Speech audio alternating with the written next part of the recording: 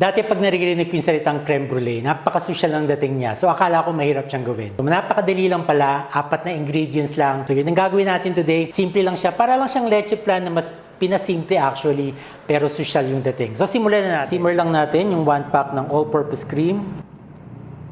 We add a splash of vanilla, about 1 teaspoon. So i-simmer lang natin, we can add more para mas lasa yung vanilla flavor.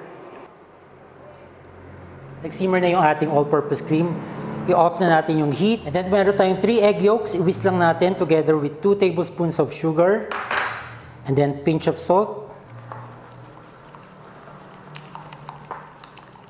Huwag nyo masyado i-mix yung ating egg yolk para hindi mag-create ng too much air bubbles. So i-temper natin, mag-add tayo ng konting cream.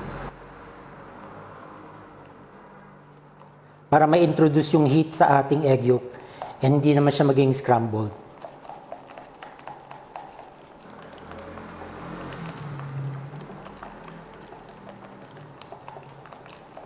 So, pwede nating ihalo lahat ng cream sa ating egg yolk. And then mix. So, ita-transfer na natin sa ating ramekin tapos meron tayong pan and then ibabanmari kasi natin siya. Or parang nagluluto tayo ng leche flan. I-divide na lang natin into 2 ramekins.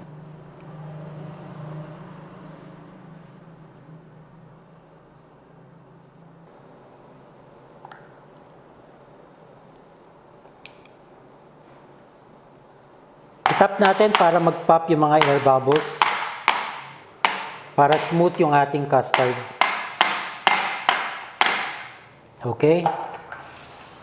Hot water, ibabanmari natin. And then preheated oven, 150 degrees Celsius, and we bake this for 35 minutes to 40 minutes. Now later after ma-bake to, meron akong tip na ibibigay sa inyo kung wala kayong blowtorch para ma-achieve pa rin natin yung crystallized sugar sa ibabaw ng ating creme brulee. So balik tayo pag na-bake na to. After 35 minutes, bake na yung ating custard. And yung indicator nyo para malaman nyo na okay na siya or pwede siyang tanggalin sa oven. Pag hinawakan nyo yung gitna niya, firm na siya. So hindi na malagkit. Pero a little bit jiggly.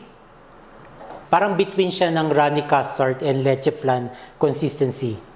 Papalamigin lang natin sa ref or sa freezer para mas mabilis. Tapos lalagyan natin ng sugar and then ito torch natin. Again, magtuturo ako pag wala kayong torch kung paano ma-achieve yung burnt sugar sa ibabaw ng ating creme brulee. Okay, so naset na natin yung ating custard. Malamig na siya. Nilagay ko sa ref ng about 2 hours or sa freezer.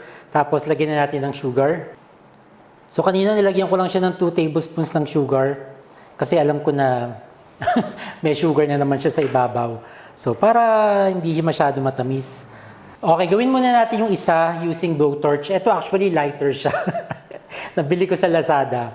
And ayun, lighter nga siya. Pero pwede din siyang pang blowtorch. Mahinang klase nga lang. So ito torch lang natin yung ibabaw ng ating creme brulee hanggang medyo burnt yung ating sugar.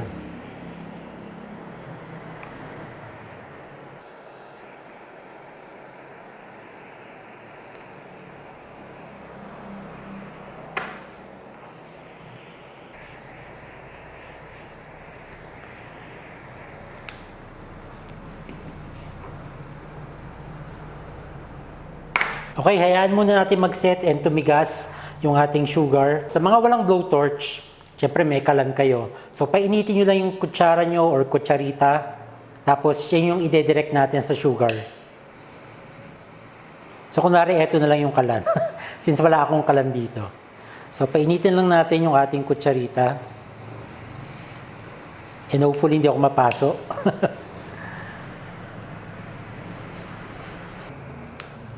And then saka natin papadaanin sa sugar.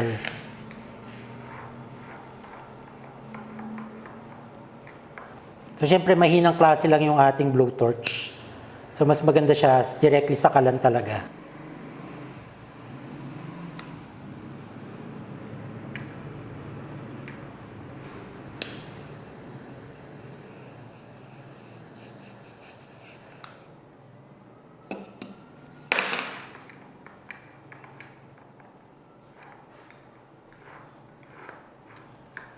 So basta ganun guys, gets nyo na yung idea. Tapusin na natin sa blowtorch. So mas maganda siguro kutsara para mas malapat siya.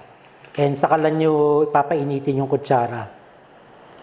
So ito, tapusin na lang natin using the blowtorch.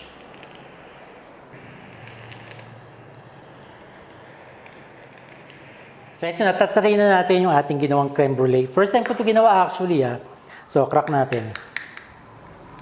Wow! Ang lakas mga sosyal. Kunwari na nanghalian kayo, tapos ang ulam nyo is, let's say, adobong kangkong or pritong galunggong. Tapos nagtanong yung anak nyo, Mommy, what's for dessert? Sabihin nyo, creme brulee, anak. So ito na, try natin. For the first time. First time ko gumawa ng creme brulee, guys. Ito na. First bite.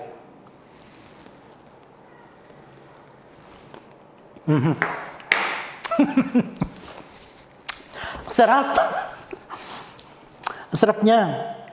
Hindi siya matamis. Ayan na naman ako sa hindi matamis. Alam niyo naman ako, hindi talaga ako mahilig sa matamis, guys. Yung crystallized sugar.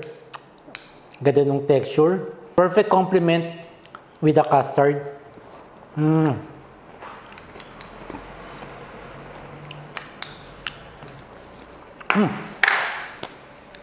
Guys, promise, gawin nyo ito sa bahay. Simpleng-simple lang siya pero ang social ng dating. So yun ang ating video for today. Have a great weekend and thank you for watching. See you next time. Bye-bye.